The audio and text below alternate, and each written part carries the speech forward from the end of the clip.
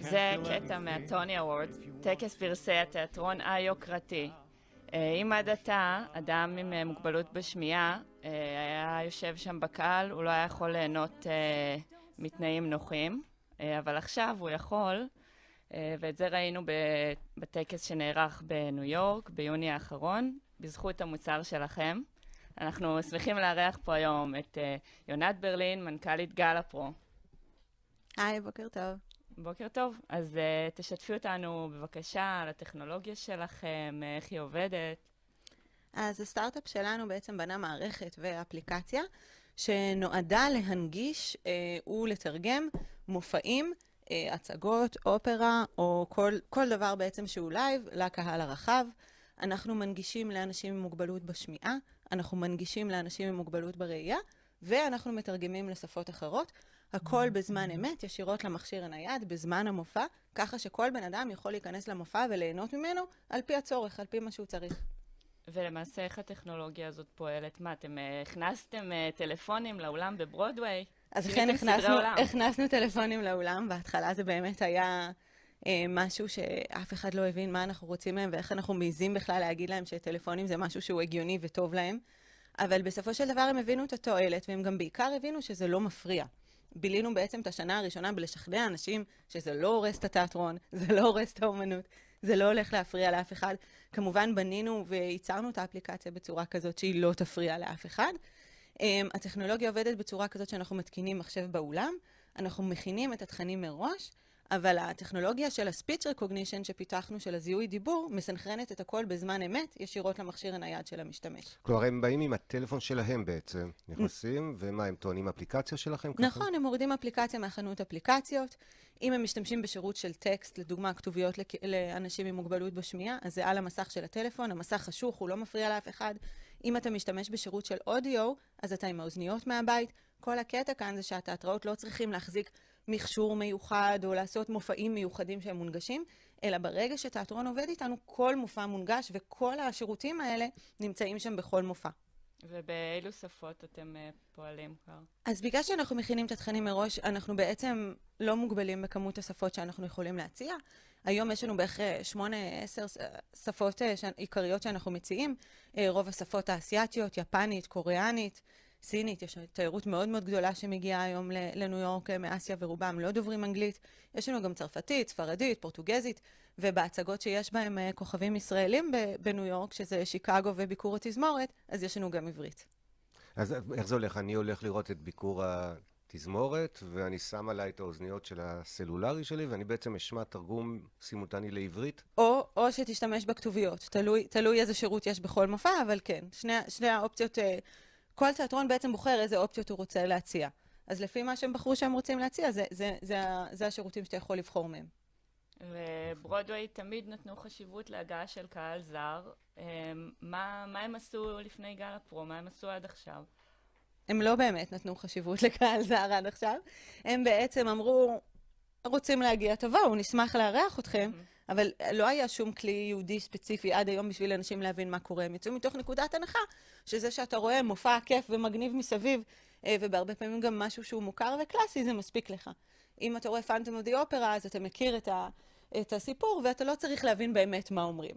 באופרות בכלל בהרבה מקום בעולם, יש עוד מקומות שמחלקים לך הסברים ואת הליברטו על דף ואתה יושב עם פנס. אז ציפו שתקרא לפני, ציפו שיהיה לך רעיון כללי, ואמרו שלהבין זה לא מספיק. אבל ברגע שהרגולציה של הנגישות השתנתה, ובכלל ההבנה שהענף הזה והתעשייה הזאת צריכה להתקדם כמו שאר התעשיות, ולהציע את הטכנולוגיה שקיימת כמעט בכל מגזר או תעשייה אחרת, אז הם הלכו לכיוון הזה גם בנושא הנגישות וגם בנושא התרגום.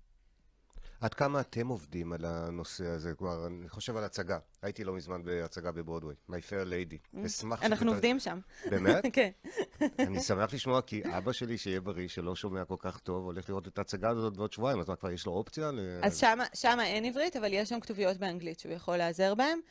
וגם לאנשים שהאנגלית היא לא השפת אם שלהם, הרבה פעמים הכתוביות עוזרות לעקוב. אז בואי ניקח את ההצגה הזו. מה, אתם מקבלים את כל הטקסט מראש וממש עוברים על אז אנחנו מקבלים את הטקסט מראש, אנחנו עושים, כל הפיתוח של הטקסט עצמו אנחנו מוציאים לאנשי מקצוע,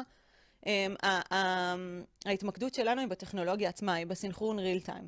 זאת אומרת, היא בעובדה שאנחנו מספקים לבן אדם את הכתוביות בזמן אמת, כי בכתוביות אתה לא יכול לחכות שהוא יסיים להגיד ואז שזה יופיע.